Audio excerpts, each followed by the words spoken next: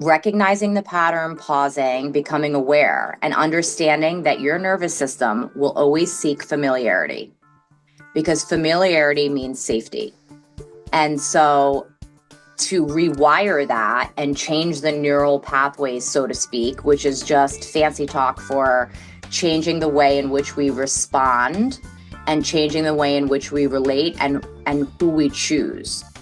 We're going to be talking today to Esin Pinarli, and we'll be discussing the role of the nervous system in healing painful relationships. This is such an important conversation, and I can't wait to bring Esin on to the podcast. Hi, everybody. I'm Sandy Weiner. Welcome back to Last First Date Radio, where we believe it is never too late to go on your last first date. And to support you, I have written 3 books.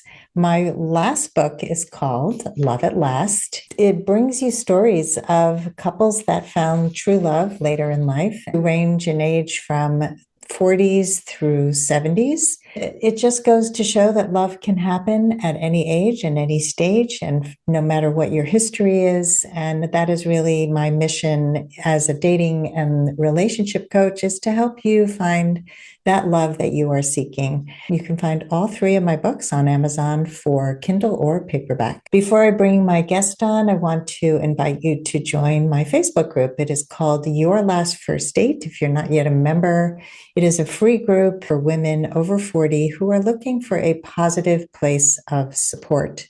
This is not a common thing in the world of groups out there in social media land. I have 7 incredible monitors who help me keep this group safe. I have clear boundaries and guidelines so you don't just get on and just bash men and talk about how awful dating is. There's a time and a place to talk about your painful experiences, but we are here to support you so that you can grow and actually find love. So join us there at Your Last First Date. And now for my guest. What is the role of the nervous system in healing painful relationships? Well, my podcast guest, Esin Pinarli, has the answers. She's a holistic psychotherapist and a relationship expert.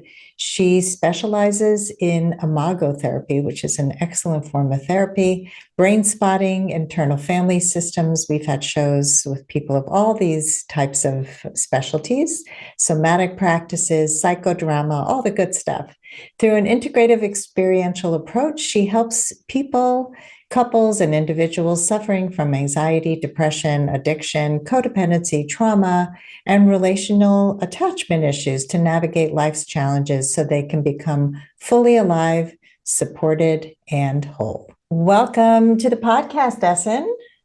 Hi, thank you for having me, Sandy. Very excited to talk about our nervous system because people get really triggered, especially in the dating world. People's nervous system get dysregulated. Does our nervous system directly influence our emotional responses when we're in relationships? It's the driver. And that's the thing. Everything comes down to our nervous system. And so when we are forming attachments or trying to form attachments or connections to people, our nervous system dictates how we attach and how we relate and how we connect to another person. And what goes on is that we have what's called neuroception. And it's an internal, think about it as it's a very neuroscience polyvagal term, but really what it means is this sort of internal surveillance system that we all have built into our bodies. And it's basically it's nervous system awareness. And we're constantly below conscious awareness, deciding if a person is safe or dangerous, deciding if we should approach or avoid, deciding if we should connect or disconnect. And it's kind of making those choices. The nervous system is dictating those choices for us. So befriending the nervous system is the best thing to do when you're dating, understanding the nervous system and speaking the language of the nervous system. So important because Yeah. I was just sharing a story right before we came on today about a guy who made an assumption about me because I lived in suburbia that we would never be a good match because I'm a suburban and he's a city guy. And he didn't even get curious. He didn't ask me anything about whether I love being in the suburbs, whether I would ever move to the city, whether we had anything in common. It was just like, oh, you're not a match. And so old me probably would have gotten triggered, probably would have Yeah. tried to convince him that we were a good match and tried to, talk to him more. But doing this work on the nervous system, I was able to process it for myself and just say, well, thank you. Thank you for clarifying that we are a terrible match. That's a beautiful, beautiful way to look at it, instead of taking it personally and getting activated. And, a lot of our core wounds get hit, and our core wounds are, am I lovable? Am I good enough? And all those things get hit. And it's like, well, he doesn't even know you. He didn't even give you haven't even interacted enough. So through the lens of his nervous system and his internal database, which is a collection of all the experiences that he made a decision that suburban girls don't work for me or whatever it is, but it was through his own lens. His own nervous system dictated whether you were safe or not. So somewhere along the line, there must have been an experience or something with somebody suburban, and it left an imprint.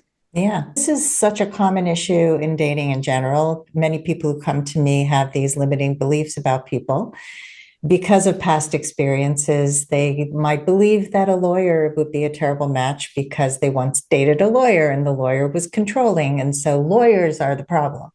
Lawyers aren't the problem. Controlling people are the problem. And that's hard for people to see because they have faulty thinking and they've formed conclusions that aren't true.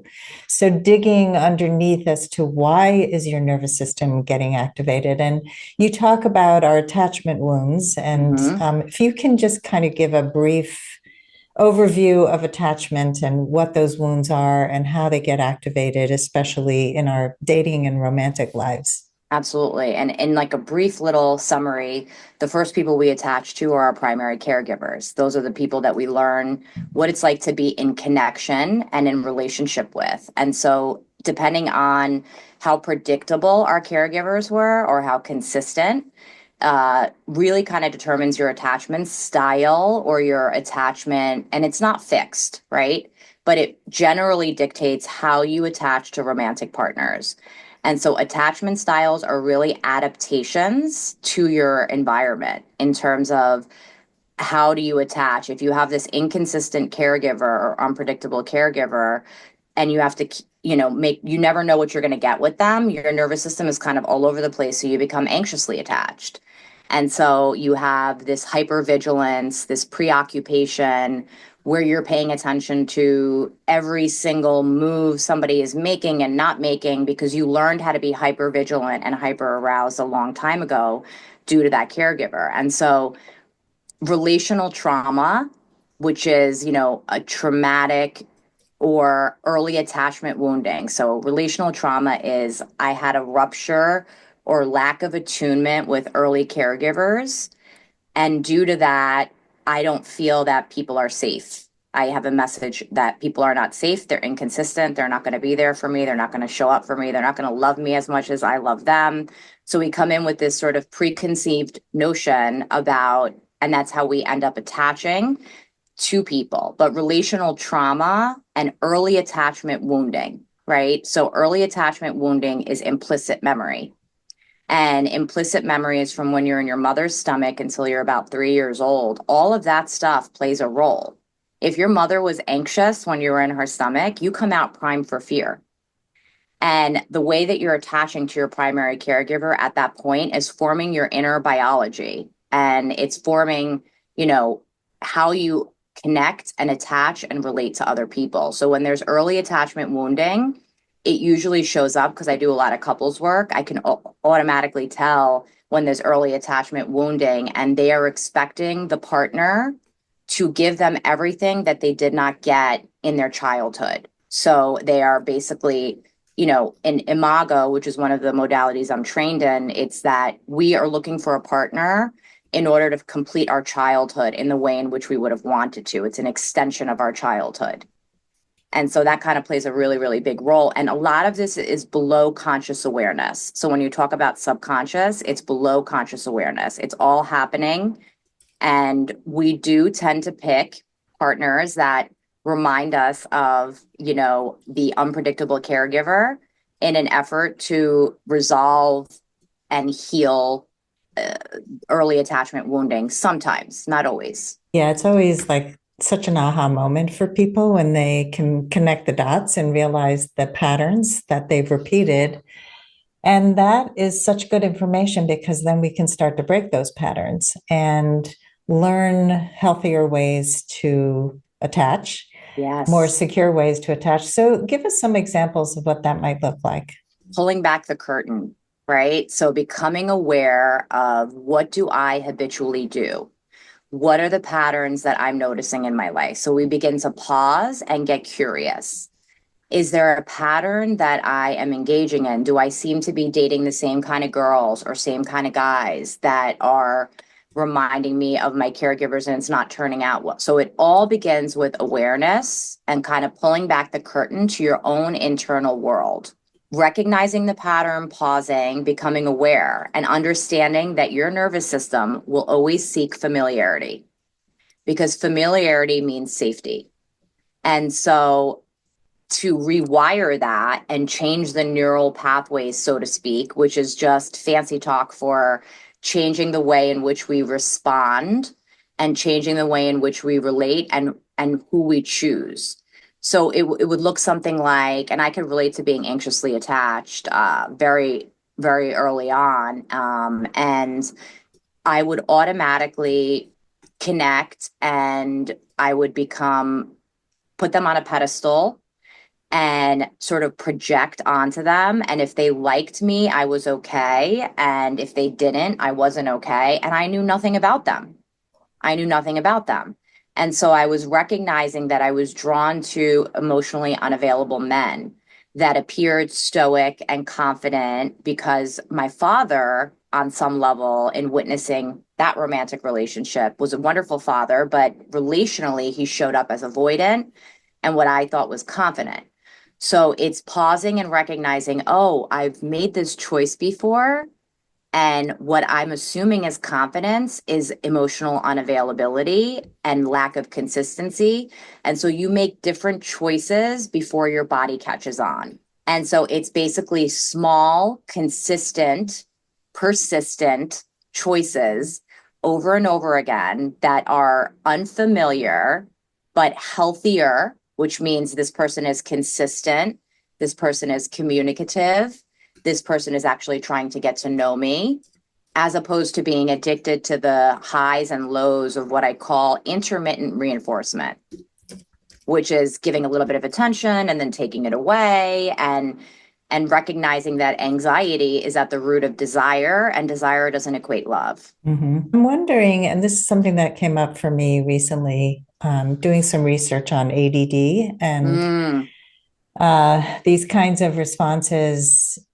The search for the highs of romance, the getting your serotonin constant, looking for that supply. mm, And so really interesting for me because I've known a lot of people with ADD who choose these kinds of anxiously attached partnerships where they get those little hits of dopamine and that's like, oh my God, they like me, they want to sleep with me. Yeah.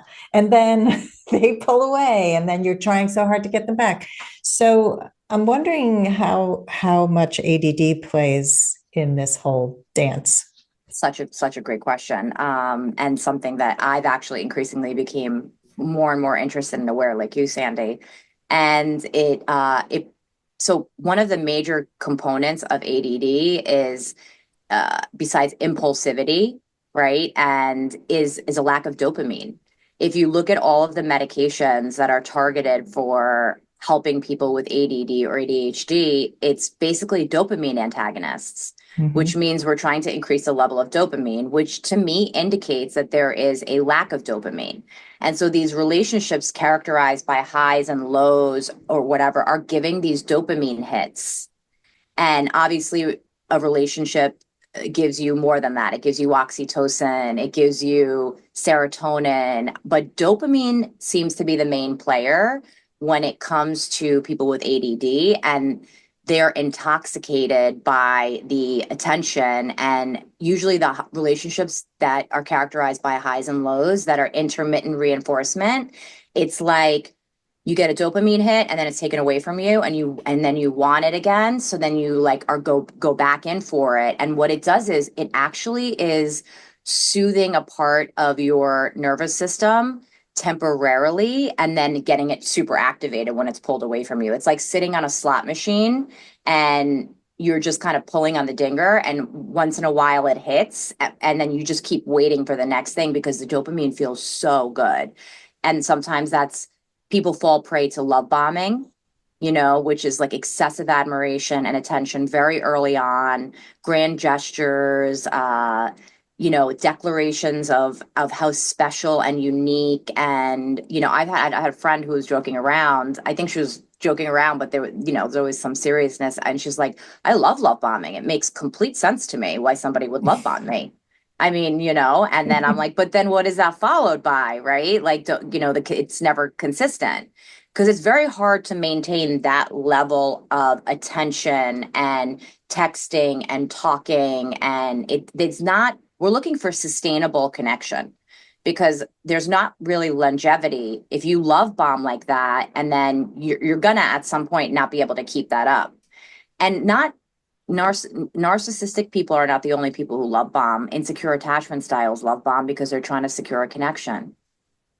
And Yeah. they are feeling that some of those, they're feeling all that love and that excitement and that interest, and they're just like so excited about the person that they end up inadvertently love bombing. So there's like intentional love bombing, and then there is a lot of insecure attachment styles like the anxiously attached, fearful avoidant, and avoidant attachment styles. They sometimes, subconsciously are love bombing, but they're feeling that in the moment and then they can't maintain it. And then the other person's left confused. What happened? Are you not interested in me anymore? Do you not want to be with me? You came on so strong.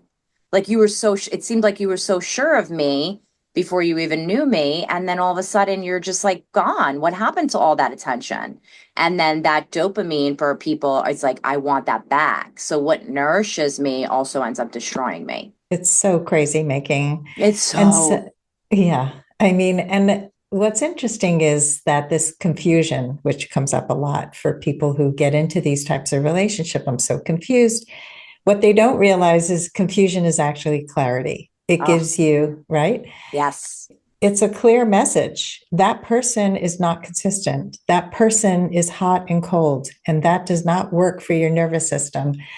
I dated a guy who blew hot and cold, and I noticed how my nervous system was out of whack completely. I Mm-hmm. started becoming so anxious, and I'm not an anxious person anymore. Like old me, yes, new Yeah. me, no. And it's just like, and then I realized I can't do this. I can't be with somebody who's an inconsistent communicator. I talked about it with him. I Mm-hmm. said, I'm trying to understand you. I get a text from you, and then I don't hear from you for 2 days. Is this your style of communication, or is this about us? Like, I wanted to know, like, is Yeah. this, or is something going on with work? And he's just like, I'm a terrible communicator. I'm like, okay, well, that's not going to work for me. So, Exactly. But but we have to know. you saw clarity, right? I mean, you saw Yes, clarity. You're like, I'm giving you an opportunity to kind of explain because we're just getting to know each other. And exactly. I don't want to definitely decide that this is the way you are, but he made it very clear. And you said the best thing ever. Confusion is clarity. If you're confused, it's not the right relationship for you. No, and you have to get clear, like, what do I walk away from? And I think people let other people determine the trajectory of a relationship, and it's really Yeah. dangerous. And getting clear, like I I want consistency. I'm looking for consistency. And that equates to sustainable connection for me. And if I clear out any of the suitors for both female or male people seeking relationships, if I clear out people who are inconsistent, we can sit here. See, our brain, we're meaning makers. So our nervous system, we feel things in our nervous system first, and that's neuroception. And then what happens is it travels to the brain, and the brain needs to make a story about it. That's the way we are meaning makers.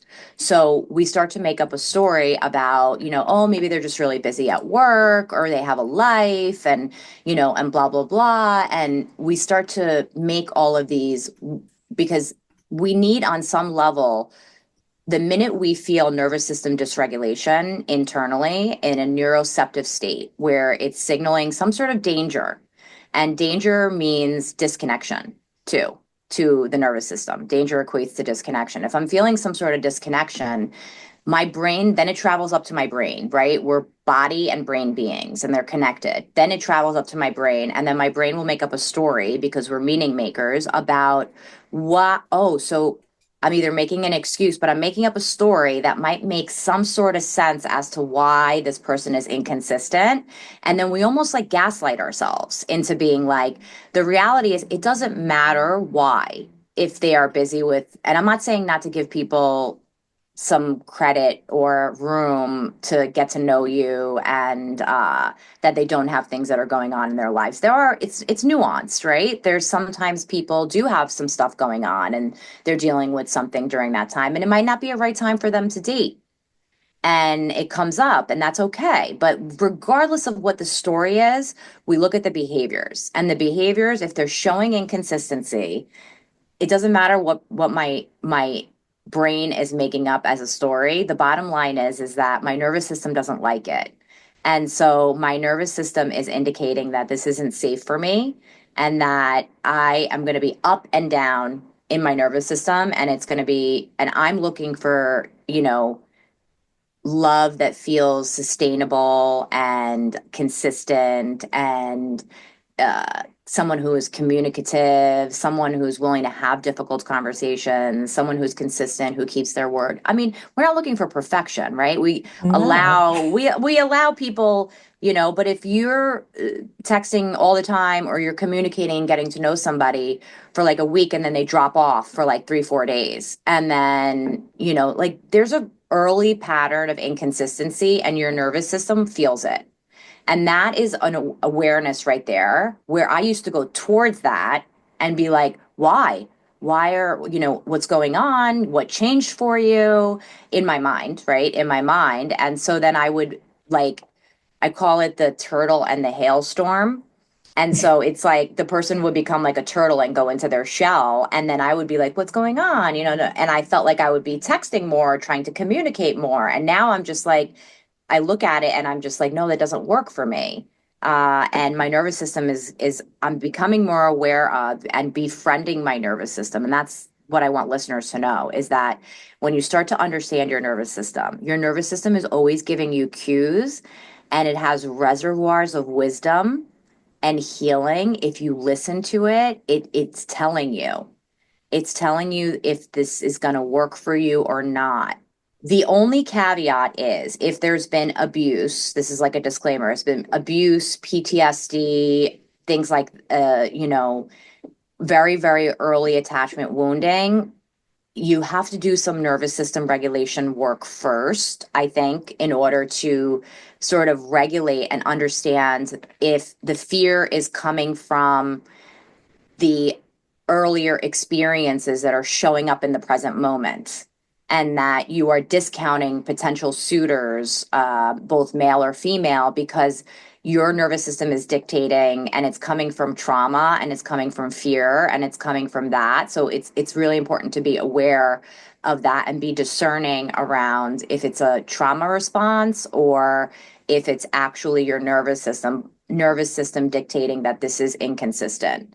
And that's when you work with somebody and you befriend your nervous system and understand exactly how your nervous system works, and understand parts, right? Is that trauma part showing up and dictating my choices? And the more you become aware of your internal landscape, and the more you become aware of your internal world and the way that you operate, recognizing I'm in sympathetic arousal right now. And I don't know if it has anything to do with this person, but in sympathetic arousal, the stories I'm going to create are going to be that it's going to be fight, flight, freeze, or fawn. And in that arena, if I'm having sympathetic arousal due to a trauma reaction or an old memory showing up, sometimes I have to be able to move into ventral. And ventral's available to all of us. And that's like the hierarchy. Ventral is the socially engaged, more regulated, more connected, spontaneous, calmer, not zen. People think ventral is like you're going to be super zen and like nothing's going to bother you. It's like that's not what it is. It's we're moving into ventral. So we need to be aware of like how do I get back into ventral so that I can understand if my trauma or my wounds are dictating this, or if it's actually the person is actually inconsistent and that it doesn't work for my nervous system. Let's take a quick break to hear from our sponsors. This episode is brought to you by Amazon Music Unlimited. You can listen to over 70 million songs and thousands of playlists and stations. Plus, you can now stream your favorite podcasts like Last First Date Radio.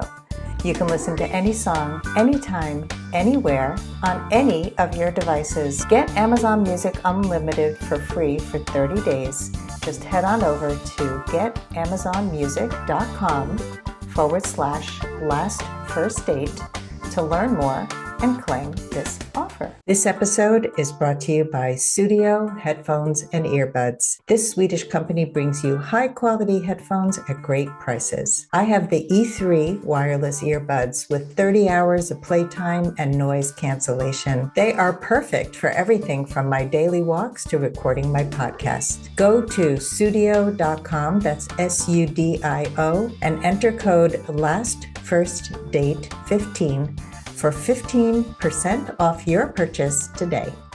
So when you say ventral, you're talking about like a more grounded state where we can be more rational and not have our nervous system Yes. and our fears or whatever take over. Yeah. And if you look at it, I guess the easiest way to explain it is to look at it like a ladder. And so there's these three main building blocks. And so ventral is at the top, and then there's sympathetic, and then there's dorsal. And so dorsal is that state of shutdown. So ventral is the more regulated state, and it's a hierarchy, right? And so the ventral, your body longs to be in ventral. Your body naturally has capabilities of ventral, regardless of what you've been through.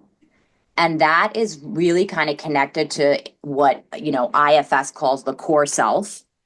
And when you're more in core self, you're more confident, you're calmer, you're more creative, you have more clarity, you have more connectedness, you feel more compassion for both yourself and other people. You feel connected to yourself, you feel connected to spirit, you feel connected to other people, you feel connected to nature. Like nature's a big, big, big one. Nature's one of our best co-regulators, which means it regulates our nervous system. And so the latter goes ventral, which is the calmer, more socially engaged state that is our body's natural longing. It wants to be there. And then what happens is that if something activates us or something triggers us, we move into sympathetic. And so that's the second rung of the ladder. And so then we end up in this sympathetic arousal state. And in that state, we're a lot more fearful. And it's kind of broken down into two categories. We're either very anxious and panicky, or we're very like angry and defensive. There's like these two arenas, and the players are, which are the adaptations, is either I fight to like be like, what's going on? Why are you doing this to me? Or I freeze because I'm like, oh my God, they don't want to be with me anymore, or they don't like me, or they're not interested in me. Or I fawn, which means, I'm like, hey, are we good? Is everything okay with us? Like, I'm feeling a little bit of a disconnection, and like, I'm anxiously trying to like reestablish connection, right? That loss of connection, that feeling of disconnection that I'm feeling is very, very common when you're in this autonomic state. And an autonomic state is basically an inner physiological state, and that's the tone of what your nervous system feels when you are in each of these rungs of the ladder. In ventral, it feels very, the world is a safe place. I am connected to everything around me. People are generally, want love just like me. When you move into sympathetic, the world is a scary place. People can hurt me. I'm feeling disconnected. I'm feeling very activated. And, so you end up kind of going through experiencing more dysregulation in that sympathetic state. And what ends up happening is if you stay too long in that state, that sympathetic arousal state, fight, flight, freeze, or fawn, you automatically end up in dorsal, which is collapse. And so then you end up being like, you stayed too anxious or angry too long. You stayed in this hyper arousal state too long, and your nervous system, and there wasn't enough, you weren't able to kind of climb back into ventral, and you stay too long in that, then your body collapses and it shuts down. It goes, who cares anymore? You know, I'm never going to find anybody. And then there's always stories associated with each sympathetic state, right? So the dorsal state is like a give up, a surrender, a collapse, depressed. There's elements of disassociation. Why bother anymore? And then your work is to mobilize and kind of move yourself back through and up back to ventral in order to get more regulation, right? And so we want to kind of climb that like ladder back up to ventral. And the neural exercises that would help you get back into ventral, right, would be sort of beginning to look at glimmers, which are micro moments of ventral. And so micro moments of ventral is what felt really good and connected in my day today. What did I see that kind of regulated my nervous system? Did I have a really good conversation with a friend? Did I walk in nature and feel co-regulated by nature in a moment? Did I see a beautiful flower and I stopped and I actually smelled it? These are glimmers or micro moments, and these accumulation of these micro moments help us move up the ladder. To take it just a little step further, these glimmers, because we're always looking to get back into ventral, which is, to get more regulated, not being zen, more regulated. And it's a calmer place to be, but it's not super, super zen. It's socially engaged, it's active, feeling like you want to connect. And so we want to kind of work to move there. And if you take glimmers a little step further, it's called savoring. And so savoring the glimmers means that those micro moments of ventral, those micro moments of that conversation with your friend, or somebody complimented you and somebody had a warm smile and a warm gesture that you were met with throughout your day. They're all over if you start to look for them. And we often, when we're in sympathetic, we don't pause enough to see them because we're in such an activated fear state that we're kind of frantic and we're really disorganized and we're not internally disorganized. So if we start to kind of look at these glimmers, and then savoring the glimmers is basically taking these micro moments and extending it, really sort of bringing it in through imagery and saying, that conversation was really good with my friend today, and I felt really connected to her or him. That walk I had today, felt really good. There's also ventral neural exercise where you hum, and if you create vocal vibration in your throat, it actually activates ventral. It gives you access to that. So doing things like that will help you climb up that ladder. And so from that shutdown state, in that shutdown dorsal state, you don't want connection. You've kind of given up. You've surrendered. It doesn't matter anymore. I'm going to end up alone. Whatever your story is, right? Because each ring of the ladder and each nervous system state it goes right to the brain, and it needs to make a story up about it. Which is I love these. right? A thought, a feeling, Yeah. a belief, and a story, because we're meaning makers. Yeah, we're meaning makers and we often make up terrible stories that Yes, are not yes. true. I mean, I was just like, oh, what are you making that mean? And it's amazing what people We're so interpret. we're so creative, right? And that's the beauty. And so if we're that creative that we can make up all of these stories and believe them, then we can use that creativity and that creative part of our brain to engage in imagery, to engage in glimmers. And savoring is the extension of that micro moment of glimmering to hold it for like 30 seconds. And so introducing these into your body persistently, slowly, consistently over time gives you more ventral.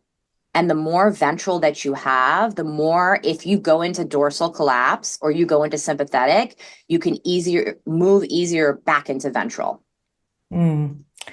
My son, who's 33 now, he is so good at getting to ventral, and he will, like, we take walks together, and he'll often stop and say, "Look at that tree, Mom," or "Do you see that puddle? Do you see the reflection in the puddle?" Like, I'll just keep going, like I walk really fast, and he'll Yeah. go like, Yep. "Slow down, Mom." So I love that. I love that he pulls me back to present. He helps me to notice things that I might have missed, and it really makes a difference. So I love this because it's really tangible. It's a great exercise. And Hmm. we often focus on what's not working, on what's wrong, and what we don't have, and what we can't control. And Yes. this is just so beautiful. I love it. So, Essen, I have a final question for you, which I ask everyone, and that Sure. is, what are your final words of advice for anyone who wants to go on their last first date? Oh, God, such a fun question. I want everyone to go on there. I want everyone to go on their last first date. I want happily ever after for everybody. There's just, I mean, there's no real such thing as happily ever after, but somebody that they can build a life with and they can have companionship, and whether they want to get married or have children. The best advice, I think, is to work on your nervous system, number one, with either a coach or a therapist, and really understand your nervous system so that you can befriend it and you can work with it so that you can make healthier choices and basically become more aware of what's going on inside of you so that you're not on subconscious autopilot and you're not making those choices. And so then you get more in alignment and say no to what doesn't work so that you make room for what does work, because the person you're looking for is also looking for you. And if you spend time with the people that are not the right fit for you, then you're missing out on that last first date, It's so true. you You know? really have to say no to the wrong people. I mean, I see people repeating these patterns over and over again, and then, oh, this one's different. No, they're not. They're exactly the same It's like thing. the same person in different clothes with a different job, Different face, whatever, different, and a right. different face or whatever. So a lot of times, and then I guess this is the last piece, is that initially when I was doing my own nervous system work, and I'm still doing that, I will continue, it'll be a lifelong practice, and IFS and yoga is another really great nervous system regulation tool. It's, people tout yoga, but it's huge. Cold plunge really regulates your nervous system and gives you dopamine. Doing 11 minutes of cold plunge a week gives you a 350% dopamine increase and 250% norepinephrine. So doing a lot of your own self-regulation work and nervous system work, and also understanding that in the beginning when you're doing this work, you're going to be attracted to and want things that might not necessarily be good for you. Like I said no to things even though my body and I'm wanted it, and I'm like, no, I'm so into this guy. I really, and I said no anyway. And that's how I started shifting. And it's Yeah. like, I wanted to seek, to chase, to understand, to get this person to choose me and to get this person. And then I would finally feel special or I would feel chosen. And I think it's behaving differently, even though you feel so. I started to become more aware of these inconsistencies. And I was like, you know what? God, everything in me wants to say yes. And I want to like really, so attracted to this person, but no, It's one of the hardest things, it but good for is. you. Because every time you say no, even if it's a small no, and it's Yes. not a full no. It all starts with small no's. Yep, yep. It's every step helps you to build the right kinds of connection and to Yes. start to recognize that a person who might look boring to you because you're so used to the ups and downs, that those people are consistent and they're kind and they're actually not boring. They're just boring to you now. And Yeah. And so your nervous system will acclimate to it if you keep on working like that. exactly, exactly. And So I keep had working on it. keep work and really quickly I dated this guy. He was so charismatic and was like an ex-model and just beautiful and sophisticated and had traveled, and the conversations that we had. And I I started to recognize that he's not asked anything about me. I'm essentially an extension of like, I know everything about him. And and it was a long distance relationship. I had ended up meeting him and I was going back and forth. And I remember trying to have a conversation with him where I felt like, you didn't really ask any questions about me. And I feel like I know a lot about you. And he's like, oh, this is a conversation you have like a year into dating somebody. He goes, you don't have this. He's like, we haven't built anything strong enough to stand that, Oh my withstand this. And I God. was like, what? I mean, you mean you mean a conversation about how I feel, which you asked me.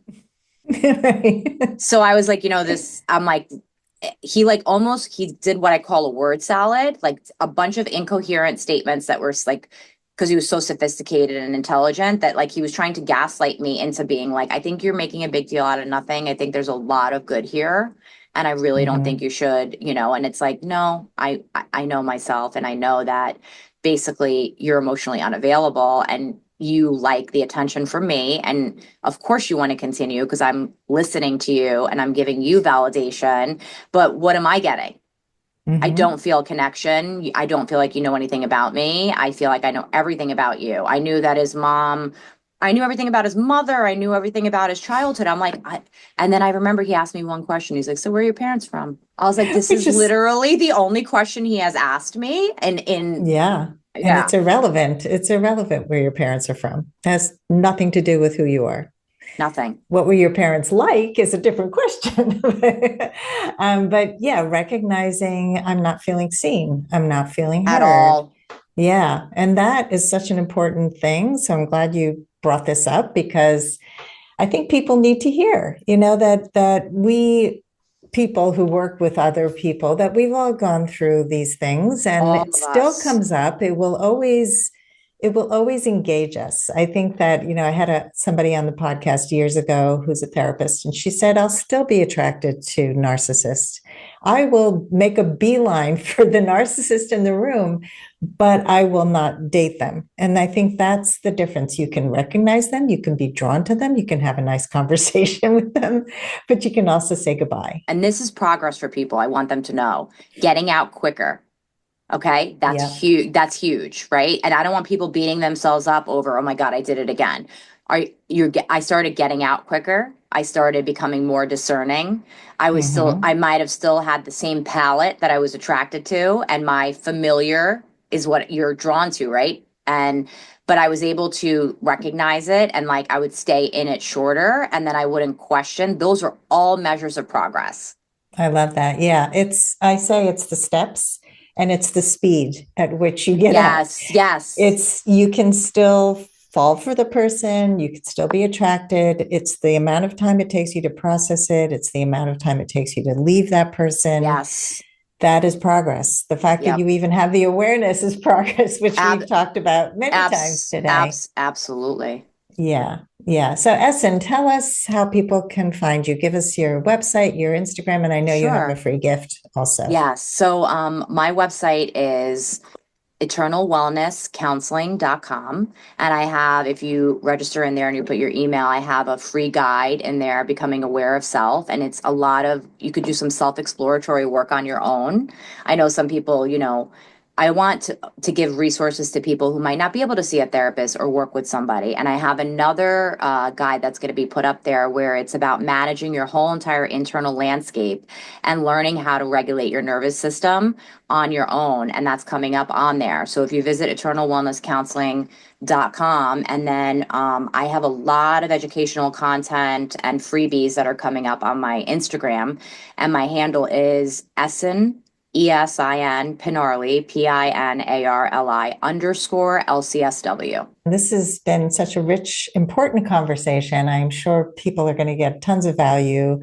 If you can regulate your nervous system, you have won the life game for Oh, yeah. sure. That is the definition of that's the name of the game. Everything is about nervous system. Yeah. Well, thank Yeah. you so much for the work you do. Thank you so much for having me on. It was such a wonderful conversation. Thanks for listening. If you love our show, please give us a high rating and review on Apple Podcasts. It helps us stay on air for the last 11, almost 12 years. Can't believe it. And That's amazing. yeah, it really is. We're asking for 5 stars here, guys. Okay. So Five I think, stars is good. Yeah. We love 5 stars. We like 4 stars too, but 5 stars is better. And as always, here's to your last first date. Yes. Cheers to that. If you are ready to get unstuck, gain new tools, become more empowered, and finally find your last first date, I'd love to talk to you. Fill out an application to be considered for a complimentary half-hour love breakthrough session at lastfirstdate.com/application.